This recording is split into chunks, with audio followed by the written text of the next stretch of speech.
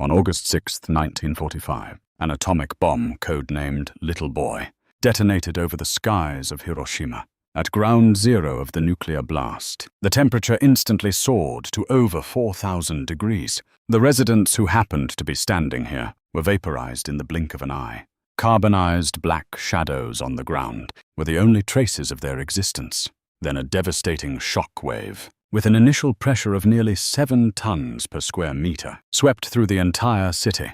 The city center was leveled in an instant. Nearly 600 buildings at the epicenter were reduced to rubble. The lives of approximately 80,000 people were extinguished in the first few seconds of the blast. The sky fell and the earth cracked open over Hiroshima. 9 days later, World War II finally came to an end. But for many survivors, the disaster had only just begun. A massive amount of nuclear radiation spewed forth from the epicenter. It penetrated skin-destroyed cells and annihilated the fundamental structures of living tissue. Tens of thousands more would die within days, weeks or months, and infertility, cancer, leukemia, cataracts, and many other diseases would become like a waking nightmare in the long years to come, casting a shadow over this land. After the Manhattan Project ended, Oppenheimer said, "Now I am become death, the destroyer of worlds." This was not false modesty. On one hand, the world-destroying power of the atomic bomb did indeed maintain a long-lasting peace among the major powers after World War II, and the application of nuclear radiation also ushered in a new era in medicine industry, energy, and many other fields. On the other hand, once the Pandora's box of nuclear power was opened, it was destined to spread among nations like a plague. And in the end, it is humans who control this terrifying power. And since they are human, there's no guarantee that everyone who wields this power will be rational. So in this day and age, nuclear accidents are hardly a rare occurrence. What is rare is how differently each country responds when one happens.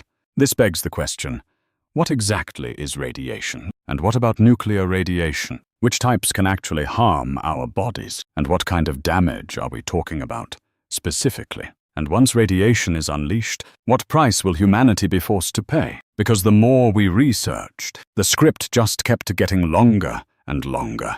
So we had no choice but to split this investigation on radiation into a 2-part series. We also hope all of you will smash that like button and help us achieve our epic goal of releasing 2 videos per month this new year.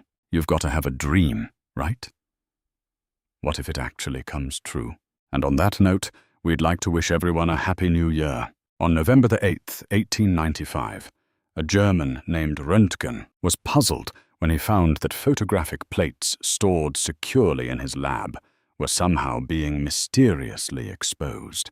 This led him to the discovery of a new kind of ray. Not only did it have incredible penetrating power, but it could also cause a fluorescent screen to glow. Since this ray was a complete unknown at the time, Röntgen named it after the mathematical unknown X. On December the 22nd, Röntgen took the first X-ray image in human history.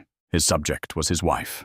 In June of 1896, a man named Li Hongzhang, during a visit to Germany, became the first person from China to undergo an X-ray scan. The X-ray clearly showed the bullet lodged in his left cheek, a wound he received from a Japanese assassin after the signing of the Treaty of Shimonoseki. Just 1 month after the discovery of X-rays, a medical student in Chicago named Emil Grubber had a theory. He reasoned that if X-rays could penetrate skin, then with a large enough dose and a sufficiently focused beam, could they perhaps be used to burn away tumors that were surgically inoperable? And so Grubber performed the first successful radiation therapy in human history. Over the next 15 years, he would go on to treat hundreds of cancer cases using X-rays. Using a homemade X-ray machine, after several cancer patients had passed away, he finally managed to alleviate the cancer pain for some patients. This miraculous therapy was the prototype for what we now know as radiotherapy. Besides Grubber, the French scientist Becquerel was also inspired by Röntgen. He hypothesized that since X-rays could make a fluorescent screen glow, then perhaps fluorescent materials could also produce X-rays. So he began all sorts of experiments and eventually discovered that fluorescent materials and X-rays had absolutely nothing to do with each other. However, just as fate guided Fleming to discover penicillin, Lady Luck once again smiled upon him. During his experiments, Becquerel discovered that photographic plates wrapped in black paper, when placed together with a certain uranium-containing fluorescent substance, had been exposed. This meant that this piece of uranium salt was possibly emitting some kind of unknown radiation. Through further experiments, Becquerel finally confirmed the existence of natural radioactivity. The Curies, who were also deeply inspired, successively discovered 2 new radioactive elements in 1898. Marie Curie named polonium after her homeland, Poland, and named radium from the Latin word for ray. The 3 of them shared the 1903 Nobel Prize in Physics. However, at that time, they didn't know that the radiation they had discovered was something entirely different from what Röntgen had found. When people hear the word radiation, it's hard for them not to associate it with harm to the body. But in reality, not all radiation is harmful. In a broad sense, radiation refers to energy that spreads outward in the form of waves or particles. When you speak, you transmit sound radiation. When you sunbathe, you receive solar radiation. Even your own body produces thermal radiation. This is how thermal imaging night vision can catch you in the dark, and the X-rays discovered by Röntgen.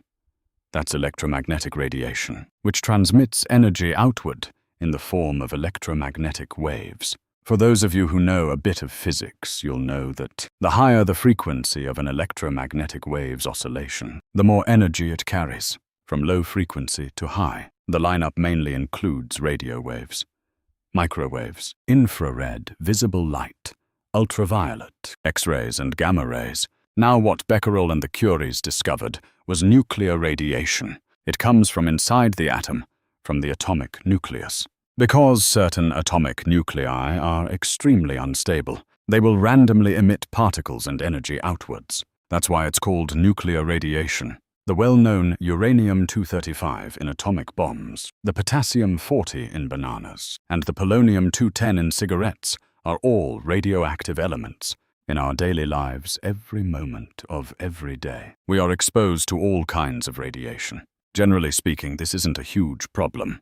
But when the radiation has enough energy to knock electrons loose from the atoms or molecules of a substance, that's a different story. Because it has the power to destroy the very foundation of life structure, DNA. In severe cases, it can trigger cancer and death. This type of radiation is called ionizing radiation. All nuclear radiation is ionizing radiation. But among electromagnetic radiation, only the highest energy types, X-rays, gamma rays, and the high-energy end of the ultraviolet spectrum, are considered ionizing radiation. So looking at your phone or computer screen, or even using your finger to comment on or like this video, aside from giving us a great deal of encouragement, will cause you virtually no radiation damage. So does that mean any exposure to ionizing radiation will immediately affect your body? Of course not. The human body can repair small amounts of damaged DNA on its own. Otherwise, wouldn't the ultraviolet rays from the sun have driven us to extinction? The human body can repair small amounts of damaged DNA on its own. Otherwise, the ultraviolet rays from the sun would have us. We work at sunrise and rest at sunset. However, even the most precise DNA repair enzymes have their limits. If the radiation dose is too high, they can get overwhelmed and make mistakes, leading to incorrect DNA repairs and causing cells to become cancerous. Cancer cells appear, or there's simply massive cell death because the enzymes can't keep up with the repairs. If regular cells die, stem cells can still take their place. But if your stem cells are wiped out, it's game over. So the question is, just how much ionizing radiation can the human body actually withstand? China's basic standards for protection against ionizing radiation and for the safety of radiation sources specifies the occupational exposure levels for workers. Within a 5-year period, the average annual effective dose is not allowed to exceed 20 millisieverts, and the effective dose in any single year is not allowed to exceed 50 millisieverts. What does that even mean? The radiation dose from a single banana is about 0.0000778 millisieverts. A 1-hour flight will expose you to an additional 0.005 millisieverts of radiation. A chest X-ray has a radiation dose of about 0.1 millisieverts, and a chest CT scan is about 6 to 8 millisieverts. You could say that, unless you have extraordinarily bad luck in this life, the largest source of artificial radiation you're likely to encounter is probably a CT scan. This is why, for some CT scans, the doctor will use a lead apron to cover the parts of your body not being examined. On a side note, MRIs use radio waves, so they're very safe. You don't have to worry about being exposed to ionizing radiation. You just have to worry if you have enough money in your pocket. So what if you receive a very large amount of ionizing radiation in a short time, or live in a high radiation environment for a long time? What would the consequences be? Röntgen, the man who discovered X-rays due to years after being exposed to excessive X-rays, they tragically died from cancer. Two-time Nobel laureate Madame Curie, due to her prolonged contact with radioactive materials, had the hematopoietic stem cells in her bone marrow depleted and ultimately died of aplastic anemia. Emil Gruber, who pioneered the era of radiotherapy, found his body covered in tumors more than 20 years later, through surgery. They amputated his hand, forearm, and upper lip, leaving him monstrously disfigured before he finally succumbed to cancer. These early researchers often died from radiation-induced leukemia and various cancers, and it was their sacrifice that led to the safe radiation dosage standards we have today. In order not to impede the progress of scientific research, whether it was Röntgen, Becquerel, or the Curies, none of them applied for any patents for their discoveries. And this is where capitalists smelled a business opportunity. They launched Miss Spine beauty pageants, turning X-ray portraits into a fashion statement. Shoe vendors used X-ray shoe fitters as a marketing gimmick, letting customers get an X-ray every time they tried on a new pair. Some even promoted the use of X-rays for female hair removal. Later on, the skin of these women developed various degrees of discoloration infections, ulcerations, and skin cancer. The commercialization of radioactive elements was even more audacious. Because natural uranium ore was already rather nice-looking, it was used as a coloring agent to create brightly colored glass or tiles that gave off a faint glow. The bathrooms and kitchens of many homes were lined with these things. Radium, which appeared a little later, due to its ability to induce fluorescence, was quickly used to manufacture glow-in-the-dark paint. Many young girls were hired to work in watch factories, responsible for painting watch dials with radium-based paint. For the sake of painting with precision, radium, which appeared later, due to its fluorescent properties, was soon used to make glow-in-the-dark paint. Many girls were hired to work in watch factories, responsible for painting the dials with radium-based paint. For the sake of painting with precision, they were told to use their lips to shape the brush bristles before painting, to keep the tip sharp. In doing so, they ingested large amounts of radioactive radium. Because of how radium is metabolized in the body, it's a bit like calcium. It easily gets lodged in the bones, affecting the blood-forming cells, irradiating them from the inside. And so these girls were gradually shot through by the radium, their bodies ravaged. Besides being made into paint, there were also radium-laced cosmetics that could radiate youth and beauty. There was also radium bread, radium toys, radium underwear, and radium condoms. There was even a powerful medicine that promised a jolt of thunderous energy for weak, depressed men. The good news is because it was rare, radium was very expensive, so the vast majority of radium products on the market were fakes. The bad news is there were genuine merchants and incredibly wealthy people. In October of 1927, a famous American entrepreneur, Eben Byers, injured his arm.